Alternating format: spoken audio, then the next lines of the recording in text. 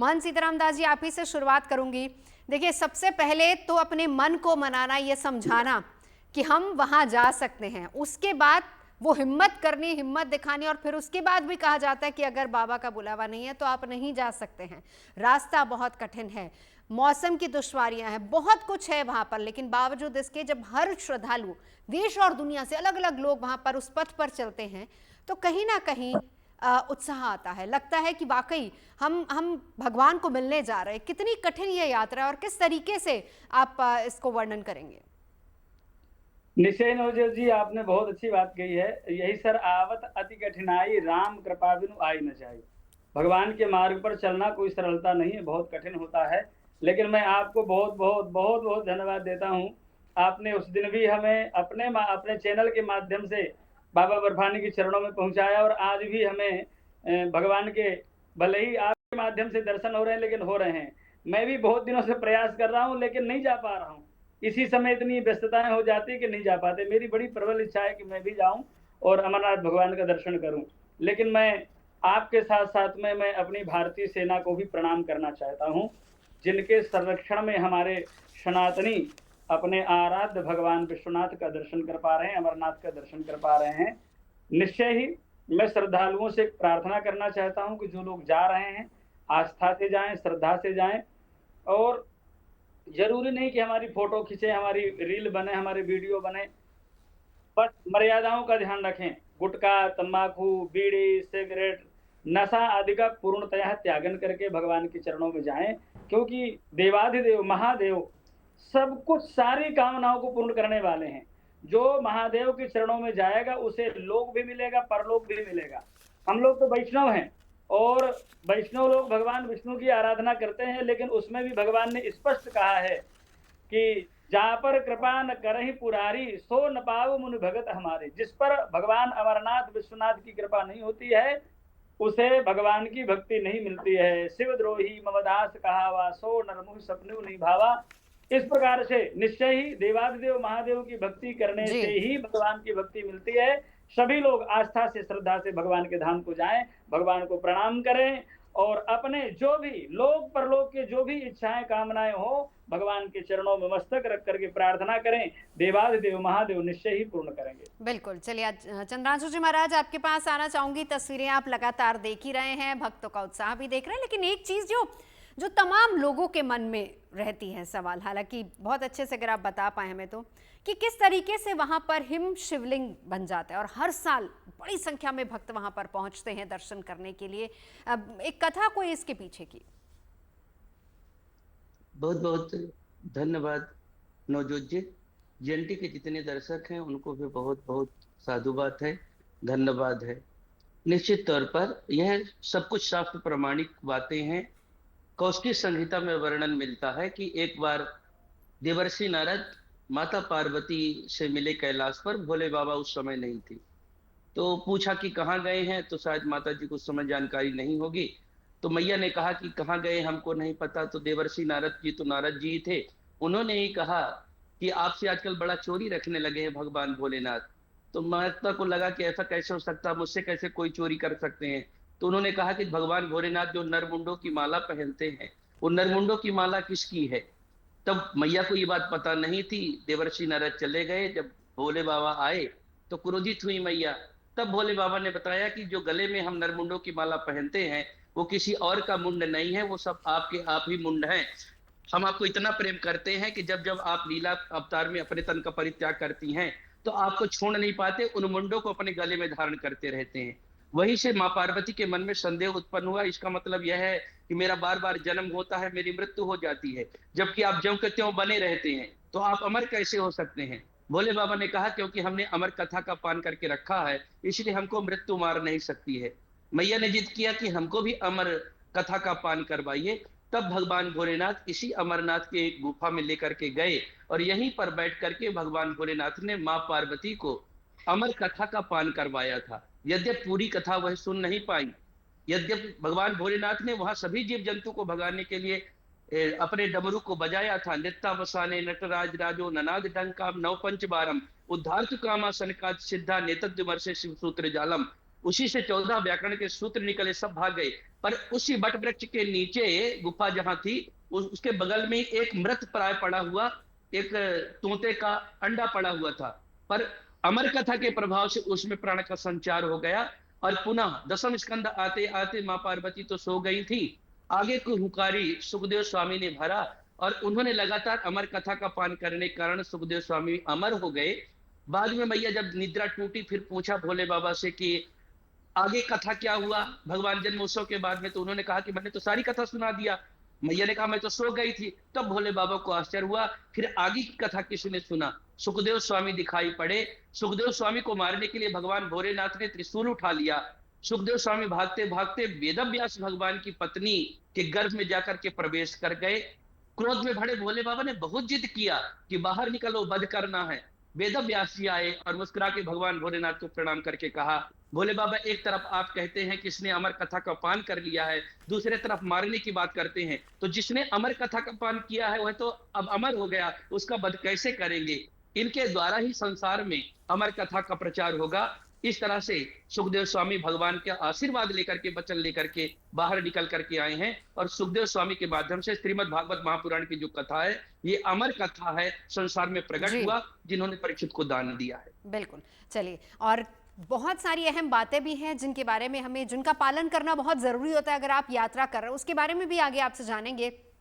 वान्याराय जी, आपके पास आऊंगी, क्योंकि यात्रा के अलग अलग पड़ाव हैं। जब आप यात्रा करते हैं तो हर पड़ाव के पीछे कोई ना कोई कहानी है, और वो कहानी सीधा हमें शिव से ही जोड़ती है। और कहा जाता है कि इन तमाम पड़ावों को पार करके ही आप अमरनाथ यात्रा और उस गुफा में शिवलिंग के, हिम शिवलिंग के दर्शन करते हैं। पहलगाम है, चंदनबाड़ी, पिस्सू टॉप, नागकोटी है, बारबल है, इसके अलावा पाबीबल है, पंचतरणी, और फिर उसके बाद जाके आप दर्शन करते हैं। पहले दो अगर पड़ावों की मैं बात करूं, पहलगाम और चंदनबाड़ी, इन दोनों के बारे में शास्त्रों में क्या कुछ बताया गया है, शिव कथा में क्या कुछ लिखा गया है?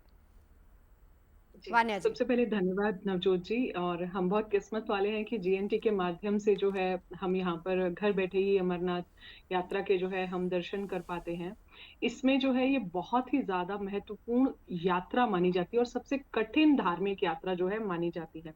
इसको करने से जो है हमारी मोक्ष की प्राप्ति होती है। और ये जो आपने जो प्रश्न किया है चंदनबाड़ी का, यहाँ पर जो है ये जो नदी है और ये जो यहाँ से इसका जो रूट है, जो इसके रूट की स्टार्टिंग होती है, और यहाँ पर जो ये नदी है और जो इसकी मिट्टी है, कहते हैं कि अगर मात्र इस मिट्टी को भी अपने ऊपर लगा लेते हैं और इसके जल को अपने ऊपर जैसे छींटे दे लेते हैं, तो उससे जो है मोक्ष की प्राप्ति होती है, सभी पापों की मुक्ति होती है। और जो भी हमारी लाइफ में, हमारी जर्नी में जो भी ऑब्स्टेकल्स आ रहे होते हैं, तो वो जो है उनसे हमें बहुत ज्यादा मुक्ति मिलती है। इस यात्रा के बहुत सारे मैसेजेस भी हैं। ऑल्दो इसको हम साइंटिफिकली अगर इसको देखते हैं तो इसको साइंटिस्ट जो है इसको स्टेलेग्माइट का नाम देते हैं। वो जो गुफा जो है वो बनी हुई है वो एक लाइमस्टोन की बनी हुई है। अब यहाँ पर जो है हमें ये देखना है कि ये यात्रा हमें क्या सिखाती है।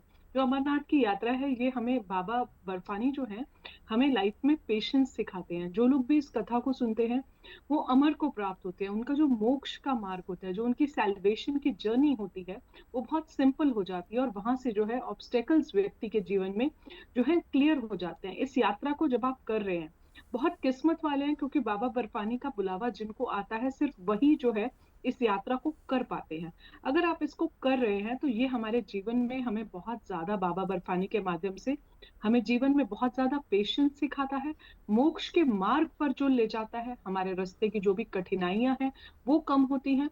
और यहाँ पर कहते हैं कि जो श्रद्धालु हैं उनको जो है एक तोता और एक कबूतर और एक कबूतरी का जोड़ा जो जिनको दिखता है, कहते हैं जो बहुत ज्यादा आस्था रखते हैं, क्योंकि उस टाइम पर जब ये कथा सुना रहे थे भगवान शिव पार्वती माता को, तो वहां पर जो है एक कबूतर का जोड़ा था, तो वो जो है वो अमर हो गया था, और एक तोता भी जो है वहां पर था।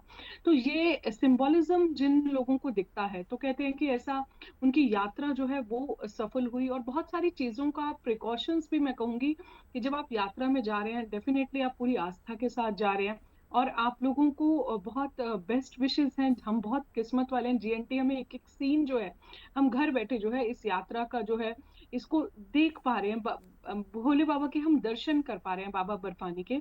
थोड़ी थोड़ी चीजों का आप भी, आप लोग जो लोग भी अभी जाना चाहते हैं, जैसे 57 डेज की यात्रा है, तो अपनी इम्यूनिटी पर आप बहुत ज्यादा ध्यान दें, अपने हेल्थ पर बहुत ज्यादा ध्यान दें, थोड़ा सा वॉक की अपनी जो है पहले से ही बिल्कुल। थोड़ी सी आदत बना लें, अपनी मेडिकल किट, सेफ्टी किट्स हम्म। जो है वो साथ लेके जाएं, वाटरप्रूफ रेनकोट, जैकेट साथ लेके जाएं, वाटरप्रूफ बैग साथ लेके जाएं, ट्रैकिंग शूज जो है वो साथ लेके जाएं, अपने नेल्स जो है वो पैर के वो कट करके जाएं ताकि आपको पेन ना आए जब आप उतरेंगे। तो ये सारी छोटी छोटी चीजें हैं, और कुछ ऐसी मेडिसिन जो आप लोग खाते हैं, बिल्कुल। अपनी डेली यूज की मैंडेटरी मेडिसिन हैं, उनको साथ लेके जाएं, ड्राई फ्रूट्स, थोड़ा सा भुना चना खा के जाएं, जहां भी भंडारा हो रहा है वहां थोड़ा थोड़ा खाएं, ज्यादा नहीं, हम्म। बिकॉज उससे आपका जो है इम्यूनिटी लेवल बढ़ा रहेगा और आप वॉक जो है वो आप वो ढंग आराम से से कर कर पाएंगे। पाएंगे क्योंकि बहुत लंबा रास्ता है चढ़ाई का। बिल्कुल सुमित्रा जी, आपके पास आना चाहूंगी, इस यात्रा के बारे में आप क्या बताएंगे? और सबसे बड़ी बात, बहुत कॉमन चीजें हैं, कई बार ऐसा होता है कि जब हम तीर्थ यात्रा करने के लिए जाते हैं, कहने को तो हम भगवान के दर्शन करने के लिए जाते हैं, लेकिन वो टूरिज्म ज्यादा हो जाता है, तो ऐसे में क्या कहेंगे ऐसे तीर्थ यात्रियों को आप? जी, बिल्कुल। जीएनटी के माध्यम से सबको शुभकामनाएं अमरनाथ यात्रा की। अमरनाथ यात्रा जो है ना, ये तप, त्याग और श्रद्धा, इसके साथ साथ आत्म परीक्षण की भी साधना होती है। इस यात्रा में हम प्रकृति के बीच श्रद्धा का अनुभव कर पाते हैं, और इसलिए ये पर्यावरण संवेदनशीलता, स्वच्छता और संयम का भी संदेश हमें देती है। तो जो भी इस यात्रा को कर रहे हैं, बिल्कुल मैं समझ गई नवजोत जी, आप भी मेरे ही लाइन पर सोच रहे हैं कि हम अपने घर से बहुत सामान लेके जाते हैं, बहुत सारे सामान वहाँ छोड़ भी आते हैं, कचरा भी फैला आते हैं, तो हम प्लास्टिक का इस्तेमाल नहीं करेंगे, और प्रकृति को नुकसान पहुंचाने जैसी कोई भी आचरण हम इस तीर्थ यात्रा में नहीं करेंगे, क्योंकि उतने सारे सामान को वापस नीचे लाना भी बहुत डिफिकल्टी होती है लोगों को, तो हम ये काम नहीं करेंगे। और अगर बोला जाए ज्योतिषी पक्ष से, अगर मैं बोलूं दृष्टिकोण से, कि अमरनाथ यात्रा जो तीर्थ यात्रा है, इसमें हम न केवल तपस्या कर रहे हैं, न केवल हम शिव तत्व की साधना कर रहे हैं, यहाँ पर हम 3 और अहम ग्रहों को भी शांत कर सकते हैं। जैसे कि अगर बात करूं गुरु को, तो हम गुरु को बलवान करते हैं अगर हम बहुत श्रद्धा के साथ इस यात्रा को कर रहे हैं। हम हमारे शनि को बलवान कर सकते सुमित्रा जी, हैं। बहुत इंपॉर्टेंट बात आप बता रही, मैं चाहूंगी कि आपकी बात सभी तक पहुंचे। कुछ ऑडियो दिक्कत है, उसको ठीक कराते मैं वापस आपके पास आऊंगी, आप अपनी बात रखिएगा। चंद्रांशु जी महाराज, अलग अलग पड़ावों का जिक्र हो रहा था। जब अमरनाथ यात्रा, अमरनाथ गुफा तक जब आप पहुंचते हैं, उससे पहले बहुत सारे ऐसे पड़ाव हैं जो अपने आप में ही कहा जाए तो अलग अलग कहानियां उसके पीछे छिपी हैं, वो भी जरा हमें बताइए और हमारे दर्शकों को। और एक और बड़ी बात कि जब आप जा रहे हैं वहां तक यात्रा करने, तो हर पड़ाव पर कैसे आप, क्या वहां पर अलग अलग मंदिर बने हुए हैं, किस तरीके से दर्शन वहां भी हो सकते हैं? निश्चित तौर पर जब दर्शन करने के लिए जाते हैं तो हर जगह की अपनी एक महिमा है। भूत भवन भोलेनाथ तो ऐसे ही हिमालय में वासी हैं, हिमालय में रहते हैं, और उसके चलते वहां पर देवभूमि होने के नाते जगह पर भगवान भोलेनाथ की गरिमा महिमा है। सबसे बड़ी बात अगर एक शब्द में कहें तो देवम भूत्वा देवम यजेत, यही सूत्र है। जब हम किसी देवता की आराधना करने के लिए जाते हैं तो हमको देवता के समान ही पवित्र होना पड़ता है, और पवित्र मानसिकता के साथ ही हम जाएं, और वहां के सबसे पहले तीर्थों की गरिमा महिमा को समझें।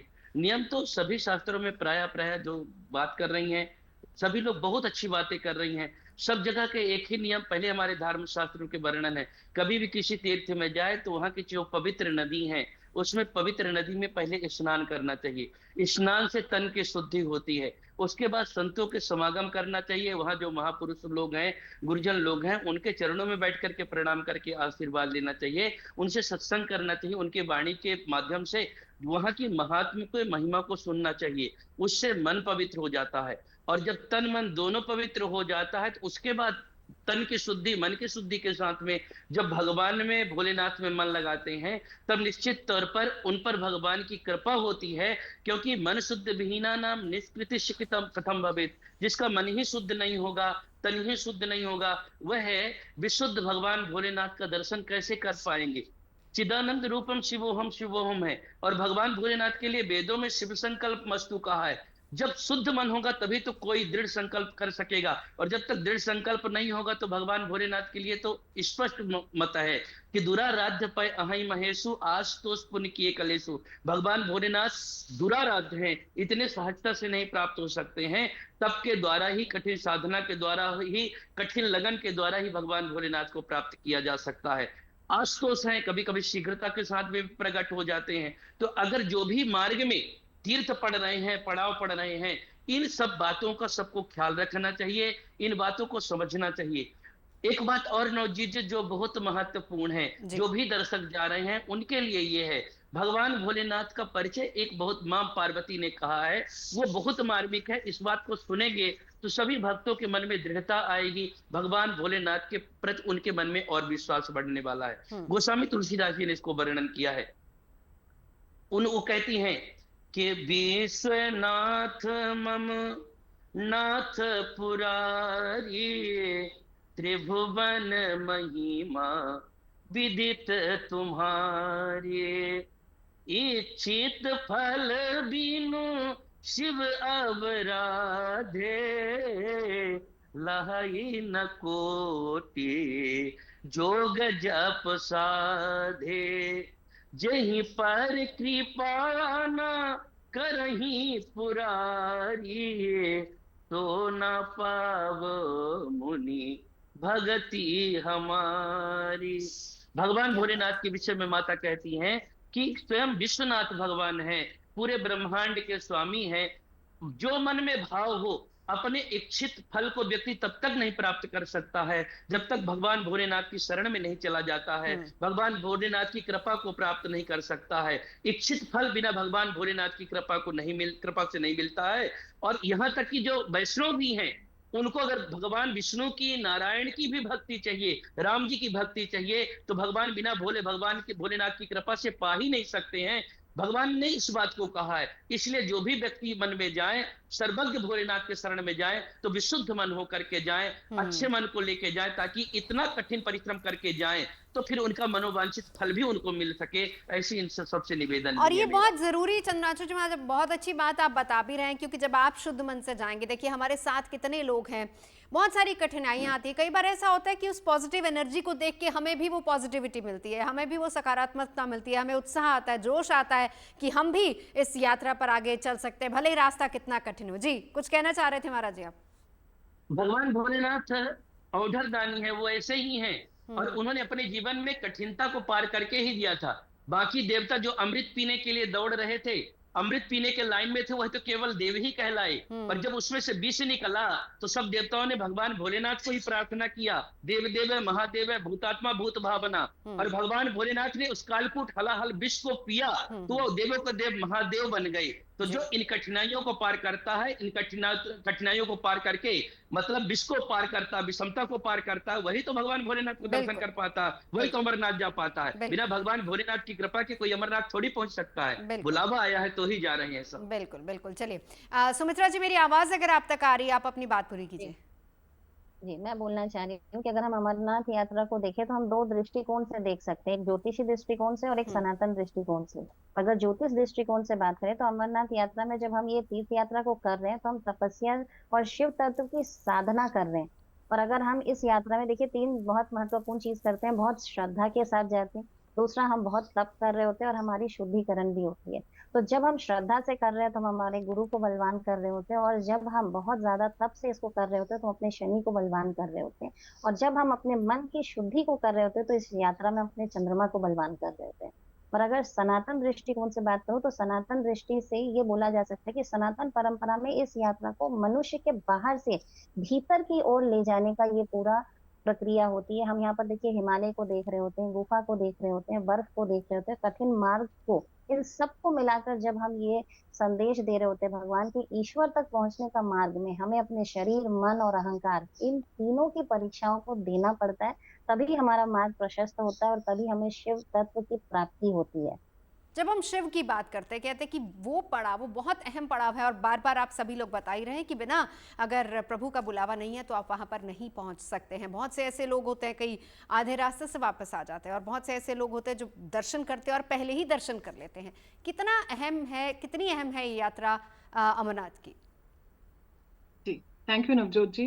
ये जो यात्रा है ये अपने आप में सबसे जो है कठिन और पवित्र यात्रा है, जहां पर जो है इस यात्रा के बाद हम भगवान शिव को प्राप्त करते हैं।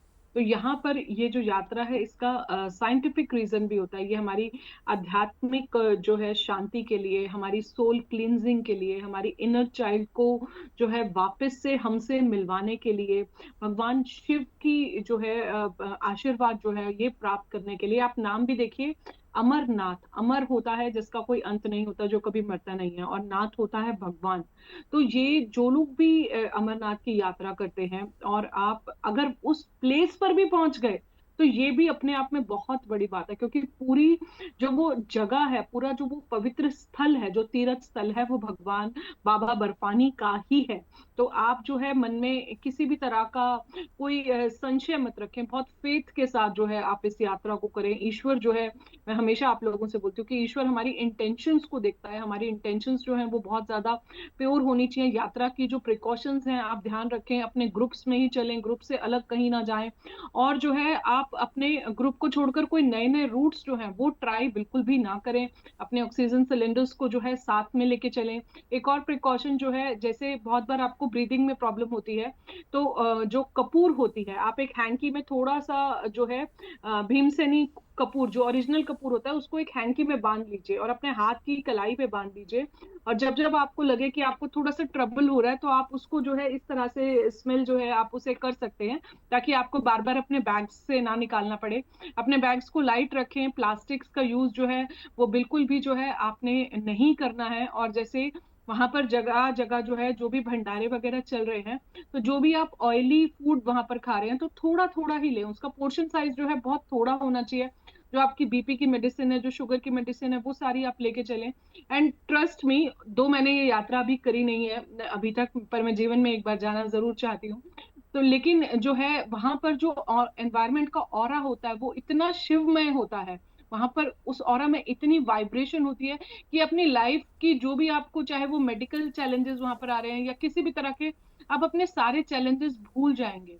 और वहां पर जो है आप अपनी पॉजिटिविटी के साथ आप यात्रा कीजिए। आप बहुत किस्मत वाले हैं कि आप वहां पर जो है वहां पहुंचे हैं, वहां पर आप यात्रा जो है कर रहे हैं। बहुत ही पेशेंस के साथ कीजिए, जैसे भोले बाबा हमेशा कहते हैं, अपने आप को साधना जब तब के लिए जो है और ज्यादा परिपक्व कीजिए। और ये कहीं ना कहीं हमारे जीवन का प्राणायाम है, प्राणों की शक्ति जो है इस यात्रा को करने से बढ़ती है। तो हमारे जीवन की जो प्राण वायु है, हमारी अपनी सेल्फ की, हमारी जो सेल्फ क्लींजिंग का प्रोसेस है, सेल्फ प्रॉमिस, जो हमारे विल पावर, हमारा कॉन्फिडेंस, ये सारी चीजें जो है हमारी लाइफ में बढ़ाएगा, हमारी लाइफ में जो है, और हमारी जो भी जर्नी में अब तक की हमारी जो सेल्फ कंट्रोल है, ये उसको जो है बहुत ज्यादा आपकी लाइफ में बढ़ाएगा। आपके ऑरा को जो है, ये पूरा आपका आभा मंडल जो है वो आपको क्लीन करेगा। जब बाबा बर्फानी जो है की ब्लेसिंग से आप जीवन में पता नहीं कितने गुना जो है पुण्य आप प्राप्त करेंगे, मोक्ष की जो है आप यहाँ पर प्राप्ति करेंगे। और अपनी जो भी प्रिकॉशंस है उसका ध्यान रखिए, बहुत ज्यादा रील वगैरह पर और जो है फोटोग्राफी पर ना फोकस करके आप, क्योंकि यात्रा जो है कठिन है, थोड़ा आसपास का देख के, थोड़ा प्रिकॉशनरी मेजर्स बिल्कुल, देख के करें, और पहले से अपना एक्सरसाइज करते रहें और वॉक करते रहें, ये और बहुत बहुत ज़रूरी है, ज्यादा प्राणायाम क्योंकि करें। जिस वक्त हर रजिस्ट्रेशन स्टेप पर प्रक्रिया शुरू होती है, वाणी जी सही कहा, उस वक्त वहाँ पर भी ये तमाम एडवाइजरीज जारी की जाती हैं कि अगर आप अमरनाथ यात्रा कर रहे हैं तो किस तरीके से आपको खुद को फिजिकली फिट रखना है। एक बार सुमित्रा जी आपके पास आऊंगी। अ, यात्रा के हर पड़ाव की कोई ना कोई कहानी है, क्या संदेश मिलता है इनसे? जी, देखिए, हम जब अमरनाथ यात्रा, इसी शब्द में हम बोल रहे हैं, हम अमर होने की बात कर रहे हैं, तो जितनी भी सांसारिक चीजें हैं, हमें उसे हर एक एक पग पे छोड़नी पड़ती है। तो 7 जब पड़ाव है, जब हम शुरू करते हैं पहलगाम से, तो यहाँ बताते हैं शिव जी पार्वती जी को लेकर जा रहे थे एक कथा सुनाने के लिए। तो एक एक पड़ाव पे उन्होंने अपनी एक एक महत्वपूर्ण चीजों को छोड़ा जिससे आजीविका चलती हो। सबसे पहले अगर पहलगाम की बात करें, तो यात्रा का आरंभ इसी पड़ाव से होता है। यहाँ पे शिव जी ने सबसे पहले नंदी को छोड़ा। ये हमें ये संबोधित करना चाहते हैं कि सांसारिक निर्भरता को छोड़ना, यहाँ ये संकेत देता है कि हमें जिस पे हम डिपेंडेंट है, जिनसे हमारा काम चल रहा है, उन्होंने अपने वाहन को छोड़ दिया। जब ये यहाँ से जब जाते हैं चंदनवाड़ी, जब हम पहुंचते हैं, जो सेकंड हमारा पड़ाव है, यहाँ पे शिव जी ने चंद्रमा को छोड़ा, जो बताते हैं, इससे हम ये समझ पाते हैं कि अहंकार का त्याग, क्योंकि वो सबसे उनके सर के ऊपर था वो चंद्रमा। तो कहीं ना कहीं हमारे सिर पे बहुत सारी चीजें जो चढ़ जाती है, हमारे अहंकार को बहुत बढ़ा देती है। तो यहाँ पे अहंकार को हमें छोड़ना पड़ता है। और इस यही सबसे हमारे शुद्धिकरण का पूरा प्रोसेस है। जब हम थर्ड पड़ाव पर आते हैं, जहाँ पे पिछू टॉप है, यहाँ पे परिशात्मक, यहाँ तक पहुंचने के लिए बहुत ऊंचा हाइट है, यहाँ तक पहुंचने के लिए बहुत परिश्रम करना पड़ता है, बहुत कठिन, अत्यंत मेहनत के साथ हम यहाँ पर पहुंचते हैं। तो यहाँ पे हमें नियंत्रण भी सीखने को मिलता है इस पड़ाव पे। जब शेषनाग पड़ाव आता है, यहाँ पे बोलते हैं कि भगवान शिव ने अपने शेषनाग को यहाँ पर छोड़ दिया था, और नाग तत्व से जुड़ा हुआ इस स्थान को बोलते हैं। तो यहाँ भीतर की जो शांति पर हमें केंद्रित करना चाहिए। जब भी हम कोई भी यात्रा करते हैं, हम अगर टीम में जाते हैं, अकेले तो जा नहीं पाते, जब टीम में जाते हैं तो हम बहुत बातों में लग जाते हैं, पर हमें बातें बंद करके अपने अंदर आध्यात्मिकता की शक्ति को बढ़ानी चाहिए। तो ये शेषनाग की, यहाँ से हमें ये चीज पे सबसे ज्यादा ध्यान देना चाहिए। फिफ्थ जब आता है, जहाँ होते हैं महागणेश पर्वत, यहाँ पर शिव जी ने अपने पुत्र गणेश जी को छोड़ दिया था, और गणेश जी यहाँ पर रक्षा कर रहे हैं। तो इसमें एक छोटी सी मैंने पंक्ति लिखी है। एक तरफ आसमान छूते बर्फीले पहाड़, और दूसरी तरफ गहरी खाई का नजारा है। महागणेश ताप पर पार करना साक्षात महादेव का बुलावा है। तो अगर हम जब सिक्स पड़ाव पे आते हैं, जहाँ पे पंचतरणी है, इस स्थान पर भगवान ने अपने तांडव नृत्य को किया था, और उनके जटाओं में से जो 5 तत्वों को त्याग करते हुए, यहाँ पे 5 आप देखेंगे कि जल, 5 जल धारा यहाँ पे बताई गई, तो जटाओं से निकल रही है वो 5 धारा, और यहाँ पे उन्होंने अपने पूरे 5 तत्वों को छोड़ दिया। अब जब वो लास्ट, जब पार्वती जी के साथ जब गुफा में जाते हैं, उस गुफा में वो उनको वो कथा सुनाने की कोशिश करते हैं। अगर हम बात करें भृगु संहिता की, तो भृगु संहिता में इसका उल्लेख है, लेकिन पहले ये गुफा लुप्त हो गई थी जी। इसके बाद एक छोटी सी कथा है कि बूटा मलिक बोल के एक गरैया था, जो वहां गया था, और उससे वहां पे किसी संत ने उसे एक बोरी दी, बोले इसमें तुम्हारे लिए कुछ है। वो जब घर जाता है तो देखता है सोना है। जब वो वापस जाता है उन्हें धन्यवाद देने गया, उनसे कुछ बात करने, तो देखते कि वो वहां पे संत नहीं है। और उस समय वापस उन्होंने इसकी खोज की, और वहां से वापस अमरनाथ यात्रा की शुरुआत हुई। ये मोक्ष और आध्यात्मिक मुक्ति का मार्ग है। अगर हम इसे करते हैं, कोई भी व्यक्ति इसे करता है, तो हमारे मन में शुद्धिकरण होना चाहिए। हमारे मन के अंदर एक और होना चाहिए कि हम प्रकृति को कोई भी नुकसान नहीं पहुंचाएंगे, और हर स्टेप पे हम अपने अंदर के जो विकार है उसको छोड़ते हुए जाएंगे, तभी ये यात्रा का कर्म पूरा होता है। बिल्कुल, और यही बात आप दोनों खास मेहमान बता रहे हैं। अब चंद्रनाथ जी महाराज, आपके पास आना चाहूंगी। एक समय था जब इस तरह की यात्राएं, चाहे वो 4 धाम की यात्रा हो महाराज जी, या फिर हम कहें कि अमरनाथ की यात्रा हो, एक एज लिमिट क्रॉस होने के बाद ही लोग जाया करते थे। यहाँ है ही मोक्ष का द्वार, इसको कहा जाता है। लोग कहते थे कि अभी नहीं, बाल बच्चों की शादियां करने के बाद फिर हम यहाँ जाएंगे आराम से और तीर्थ की यात्रा करेंगे। लेकिन आज की तारीख में देखिए, इसी यात्रा में आप देख लीजिए जो तस्वीरें आ रही हैं, यहाँ पर बच्चे भी हैं, युवा, बहुत बड़ी संख्या में युवा यहाँ पर पहुंच रहे हैं बुजुर्गों के साथ साथ। ये तो भ्रामक बातें लोगों ने फैला दिया था। हमारे यहाँ धर्म शास्त्रों में है, कौमारे आचरित प्राज्ञा, बचपन से ही भगवान की भक्ति करना चाहिए, भगवान की उपासना को करना चाहिए। जो लोग कहते हैं कि बुजुर्ग होने के बाद, बड़े होने के बाद पूजा पाठ करेंगे, तो उन लोगों को पहले अपना गारंटी कार्ड बनवा लेना चाहिए कि 100 साल जिएंगे, 80 साल जिएंगे। तो ऐसी गारंटी कार्ड तो किसी के पास ही नहीं। हाँ, इसीलिए प्रहलाद जी ने कहा कौमारे आचरित प्रज्ञा, भगवान की भक्ति बचपन से ही करना चाहिए, क्योंकि भगवान ने अपने मिलने का कोई उम्र वालों का कोई मानक तय नहीं करके रखा कि 80 साल 100 साल वालों से ही मिलेंगे। ध्रुव से और प्रहलाद से मिलकर के भगवान ने यह निश्चित कर दिया कि कोई भी निर्मल मन से, चाहे बच्चा हो, बूढ़ा हो, जवान हो, कोई भगवान का स्मरण करता है तो भगवान मिलते ही हैं। एक दूसरी बात और इसके अलावा है कि भक्ति करने में, देखो फिर मैं कहता हूं कि अपने आप व्यक्ति कोई भक्ति नहीं कर सकता है। भक्ति का बीज भी हमारे यहाँ 3 प्रकार के जो कर्म है, संचित, क्रियमाण, प्रारब्ध। पूर्व जन्म का कोई कर्म रहता है, प्रारब्ध रहता है, तो ही व्यक्ति इस मार्ग में आता है। अति हरि कृपा जाहि पर होई, पाई दे यह मार्ग सोई। अच्छे भगवान की कृपा जिस पर होती है वही इस मार्ग पर आता है, वही भगवान का दर्शन करने के लिए जाता है। जहां तक अमरनाथ बाबा का दर्शन करने की बात है, कुछ साल पहले, अभी सन 2020-21 में शायद साकेतवास हुआ, मेरा सौभाग्य रहा, मैंने बर्फानी दादा का दर्शन किया है। लगभग 350 साल की मानक के अनुसार लोग कहते हैं उनकी उम्र थी। वो पहाड़ों में रहे, वहीं रहे, महाअवतार बाबा की चर्चा अभी भी जहां तहां महापुरुषों को दर्शन देते रहते हैं। ये दिव्य आत्मा, दिव्य महापुरुष जो लोग हैं, ये भी चिरंजीवी हैं। इतनी लंबी लंबी उम्र कैसे पा रहे हैं? अमरनाथ भगवान की कृपा से, भोले बाबा की कृपा ही उनको प्राप्त हो रही है, जिसके कारण वह आज भी अमर हैं, हजारों हजारों वर्ष से महाअवतार बाबा सब लोग दर्शन देकर के आज भी कृतार्थ कर रहे हैं। साइंस वाले लोगों को, अन्य लोगों को ये बात समझ में आए या ना आए, पर जो आध्यात्म के पथ पर अग्रसरित है उनको ये सब कुछ पता है। क्योंकि जैसे संक्षिप्त में हम महामृत्युंजय मंत्र की बात करेंगे, उस महामृत्युंजय मंत्र को सभी जानते हैं आजकल। सच्चे मन से महामृत्युंजय का कोई जप कर पाता है, ये तो ज्योतिषी हमारे साथ लोग बैठे हुए हैं, मैं गारंटी के साथ कह सकता हूं कि अगर महामृत्युंजय का अनुष्ठान अगर शुद्ध संकल्प के साथ किया गया है किसी के निमित्त, या तो बीमारी से मुक्त हो जाएगा या जीवन से मुक्त हो जाएगा। आज भी यह प्रभाव दिखाई पड़ता है। तो मंत्र का मतलब ही होता है कि मननाथ, जो जिसका मनन किया जा, मननाथ त्रायते, मनन करने वाले का जो उद्धार करता है वही मंत्र है।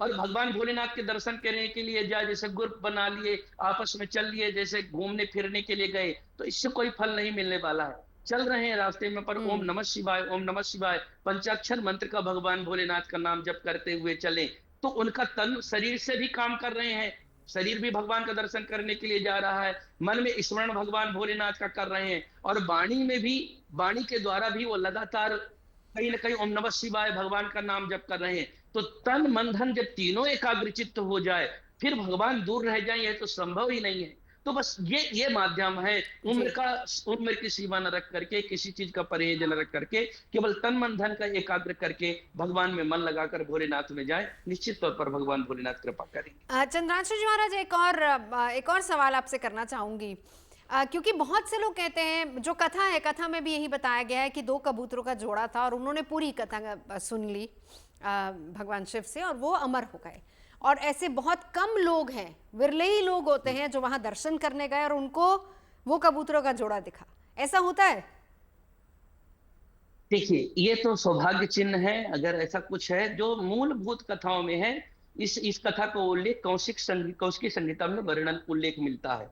सुखदेव स्वामी के जन्म की कथा रुद्रयामल ग्रंथ में विस्तार से मिलता है, श्रीमद् भागवत महापुराण में संक्षिप्त में वर्णन मिलता ही मिलता है। तो जैसे बहुत सारी मान्यताओं में है, थोड़ी देर पहले आपने कह दिया, ये भी कहीं प्रमाण होगा, क्योंकि इतने पुराण है, श्रुतियों विभिन्ना स्मृतियों विभिन्ना, नैको मुनिर्यस्य वचन प्रमाणम धर्मस्य तत्वम निहितम गुहायाम महाजनो इन गतः संपन्था। तो अलग अलग महापुरुषों ने अलग अलग मान्यताएं दी है, पर तस्मात् शास्त्रम प्रमाणम थे, शास्त्रीय प्रमाण की बात करें तो सुखदेव स्वामी का वहां से प्रागट्य है, जिन्होंने श्रीमद् भागवत महापुराण की बात कही है। जैसे दशहरा में भी नील उसको देखने का, नील पक्षी देखने का कुछ परंपरा है, पान खाने की परंपरा है, कुछ काजल लगाने का, ये भी लोक परंपराएं हैं और इनको मानने में भी कोई बुराई नहीं। यद्यप शुद्धम लोक विरुद्धम माँ करीणम माँ चरणीयम है, लोक परंपरा चल रही तो वह भी ठीक है, पर किसी को दर्शन नहीं हुआ तो इसका मतलब ये नहीं मान लेना है कि हमारा कुछ कम पुण्य है, कि कुछ कम है, ऐसी कोई बात नहीं है, ऐसी कोई अवधारणा नहीं रखना है। ठीक है, एक बार इस पर सुमित्रा जी आप क्या कहना चाहेंगी? जी, मैं बिल्कुल ये आप सबसे एक मत पे हूँ। मैं बोलना चाहूंगी, जब हम यात्रा कर रहे हैं, अगर जैसे बहुत बार क्या होता है, हमें कोई चीज प्रतीकात्मक रूप में भी बहुत चीजों को दर्शाते हैं। जैसे कथाओं में बताया गया कि वहां पे वो अंडे रह गए थे, उन्होंने बाहर आगी भी लगा दी थी, तो उस ताप से और वो कथा की ताप से वो अंडे अपने आप बाहर निकल जाते हैं अंडे में से, और 2 जोड़ा एक साथ बाहर आता है। तो ये प्रतीकात्मक रूप से भी हम बता सकते हैं। जब अगर हम शरीर के साथ, क्योंकि भगवान ने पूरा उद्देश्य इस पूरी कथा में अगर आप देखेंगे और पूरी यात्रा में है कि हम देह से निकल रहे हैं और बाहर से भीतर जा रहे हैं, तो इसे हम प्रतीकात्मक रूप से भी बता सकते हैं कि अगर आपको नहीं भी दिख रही है और आप अगर अंदर शुद्धिकरण कर लिए और बाहर से आप भीतर की तरफ की अगर आपने जर्नी कंप्लीट कर ली है, भी अगर वो आपको वहां नहीं दिखाई देते हैं जोड़े, तो आपको उसके लिए विचलित होने की आवश्यकता नहीं है। क्योंकि अगर आप प्रकृति से जुड़ रहे हैं और प्रकृति के जितने नियम है उससे जुड़ रहे हैं, और आप इस पड़ावों को पार करते समय अपने शरीर को हल्का कर रहे हैं और एक एक विकारों को जब आप छोड़ते हुए वहां पहुंचते हैं, तो ये मायने ही नहीं रखता। आप देखिएगा, बहुत बार आप जब भगवान के सामने पहुंचते हैं ना, हम लोग आंख बंद कर लेते हैं और हाथ जोड़ लेते हैं। मतलब हम आंख ही बंद कर लेते हैं, जिसको देखने के लिए हमने इतनी बड़ी यात्रा की, वहां जाके हम आंख ही बंद कर लेते हैं, क्योंकि हम देख रहे हैं उनको अपने अंतर मन से देख रहे होते हैं, हम उनको प्रत्यक्ष आंखों से देख ही नहीं रहे होते। कहीं ना कहीं यहाँ पे भाव की सबसे इंपॉर्टेंट बात आ जाती है कि मन में अगर आप प्रकृति का अनुभव करेंगे तो हमारे अंदर ही वो पूरी प्रकृति और शिव तत्व हमारे अंदर ही है, अगर हम उसको जगा पाते हैं इस पूरी यात्रा में। क्योंकि जब आप उस जगह पर खड़े होते हैं ना, आप कोई एक पॉइंट नहीं है जो शिव है, आपको लगेगा वो पूरा पूरा विराट शिव रूप ही है, वो पूरा पर्वत ही शिव है। मतलब आप उनकी अनुभूति कर पाओगे हर जगह पर, आप ऐसे जरूर एक मत रहोगे। बिल्कुल। चलिए, चलते चलते वाना जी, आपकी इसको लेकर क्या राय है? जी मेरा बस यही है कि जैसे जो गुफा में शिवलिंग है वो चंद्रमा की हाई टाइड्स और लो टाइड्स के साथ घटता और बढ़ता है और अंत में वो प्रकृति में ही विलीन हो जाता है। तो इसी तरह हमारा जीवन जो है वो भी एक दिन प्रकृति में ही और जो है विलीन हो जाएगा, अस्थियां जो है वो माँ गंगा में चली जाएंगी। तो इसीलिए हमें लाइफ में कोई भी चीज जो है वो परमानेंट नहीं है, हर चीज टेम्परेरी है। तो किसी भी चीज से आप बहुत ज्यादा मटेरियलिस्टिकली अटैच ना होके अपने जीवन को जो है स्पिरिचुअल जर्नी को मटेरियलिस्टिक और स्पिरिचुअल में एक बैलेंस कीजिए और बहुत ज्यादा अपनी लाइफ में स्ट्रेस ना लेके शिव में हो जाइए और भगवान शिव की जितनी आराधना कर सकते हैं और जैसे भगवान शिव हमें जीवन में सरेंडर करना सिखाते हैं हर चीज को, तो हमें भी अपनी लाइफ में हर चीज को सरेंडर करना चाहिए, क्योंकि at the end of the day कोई भी चीज परमानेंट नहीं है। तो जिस विधि राखे राम, आप उसको एक्सेप्ट कीजिए किसी भी चीज से, चाहे वो कोई रिश्ता भी हो। ओवर अटैच आपको होना ही नहीं है। जब आप न्यूट्रल रहेंगे, ना ज्यादा खुश ना ज्यादा दुखी, तो आप लाइफ में काफी ज्यादा सक्सेस और प्रोग्रेस को अचीव कर पाएंगे। बिल्कुल। चलिए, अगर आप मुझसे जुड़ करके अपनी समस्याओं का समाधान चाहते हैं और चाहते हैं कि आपकी समस्याओं को ज्योतिष के माध्यम से सुलझाया जाए, तो आप हमसे संपर्क कर सकते हैं, जुड़ सकते हैं एस्ट्रो तक पर।